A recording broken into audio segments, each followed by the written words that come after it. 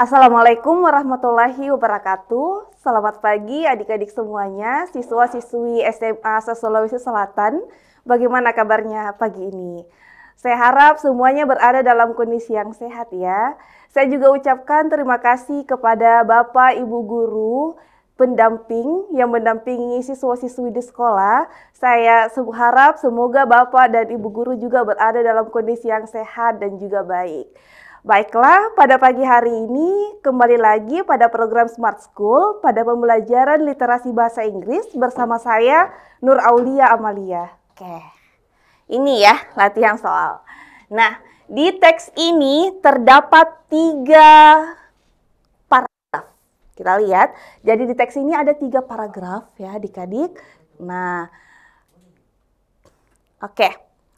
Ada satu hal yang harus kita perhatikan dan harus kita ingat di dalam mindsetnya kita bahwa, misal, mungkin ada yang mengatakan kalau teks ini termasuk ke dalam teks yang panjang, Kak. Oke. Nah, ingatlah bahwa bagaimanapun panjangnya soal literasi bahasa Inggris, hal yang pertama yang harus kita perhatikan adalah bentuk soal atau apa yang ditanyakan pada soalnya. Nah, coba kita perhatikan apa yang menjadi pertanyaan pada soal ini. Soal ini menanyakan tentang author's attitude regarding BPA is. Oke, jadi penulis ini menanyakan tentang sikap penulis terhadap BPA. Oh, jadi sikap penulis terhadap BPA ini. Nah, oke. Berarti coba kita perhatikan pada slide sebelumnya ya, pada teksnya.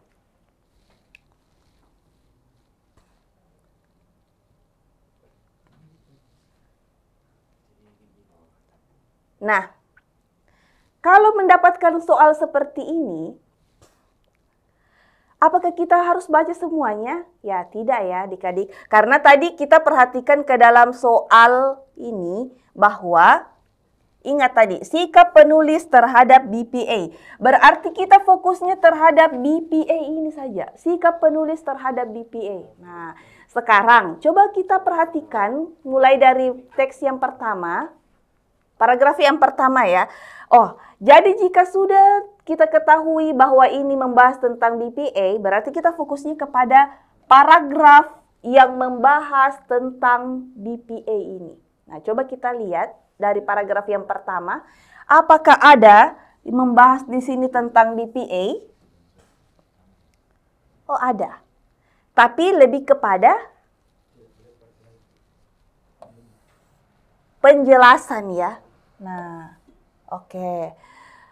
Lebih kepada penjelasan. Oke, ini ada tapi berkaitan dengan penjelasan. Nah,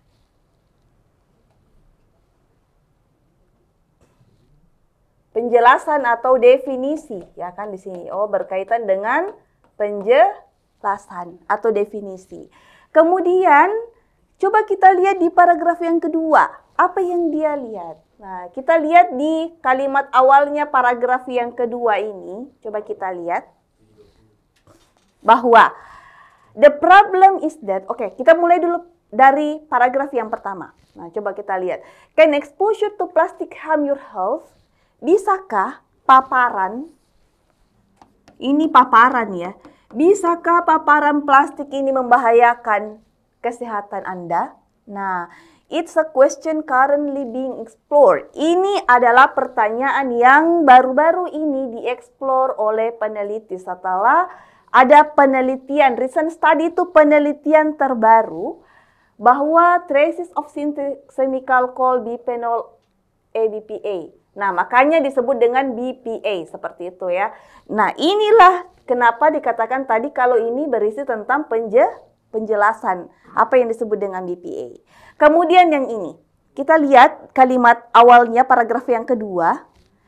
The problem is that BPA can be absorbed through skin contact. Nah, disinilah kita dihadapkan dengan apa? Mulai ada problem, ya adik-adik ya, masalah. Masalahnya bahwa BPA ini can be absorbed. Absorb itu artinya adalah diserap. Oke, jadi masalahnya adalah BPA itu can be absorbed, bisa diserap through skin contact.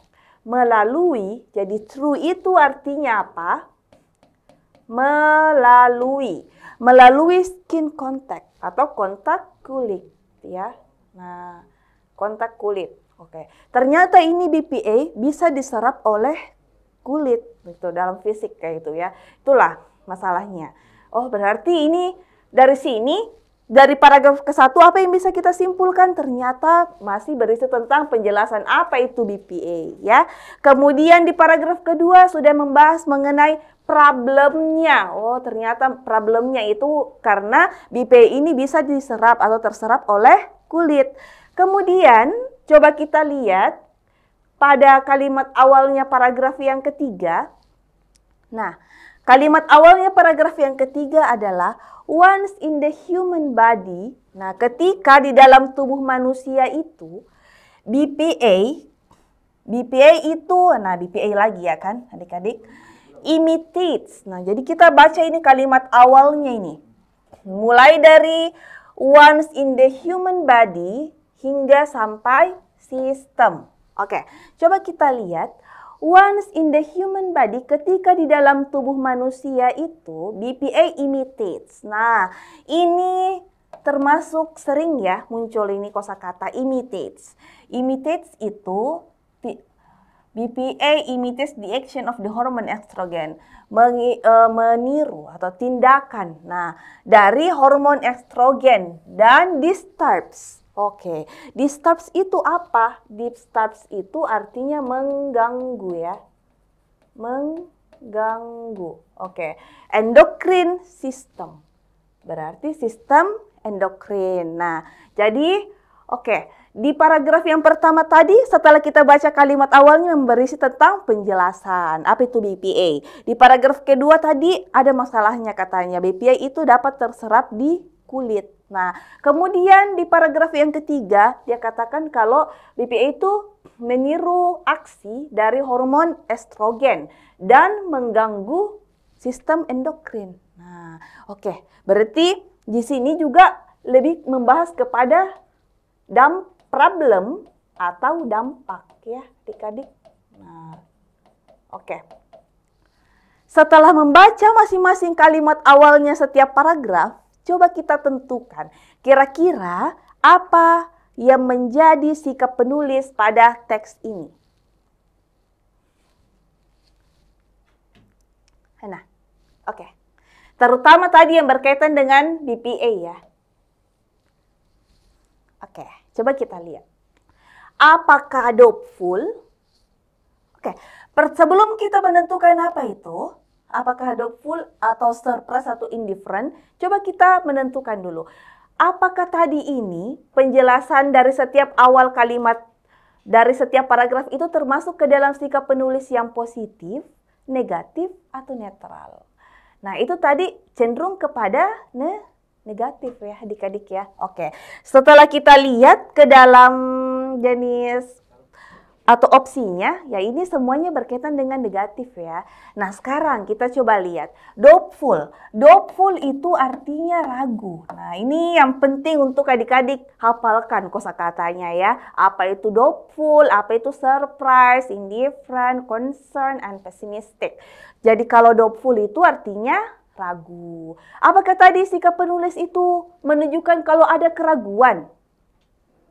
Tidak ya adik-adik ya. Nah, karena jelas dipaparkan di situ bahwa ada masalah ketika BPA itu terkena atau terserap langsung oleh kulit dan dapat juga mengganggu sistem endokrin. Jadi itu tidak ada keraguan di situ. Itu jelas-jelas diberitahukan di dalam teks yang tertulis itu. Oke, berarti ini kurang tepat ya. Oke. Apakah B, sikap penulis itu jadinya surprise? Oke, apa itu surprise? Terkejut?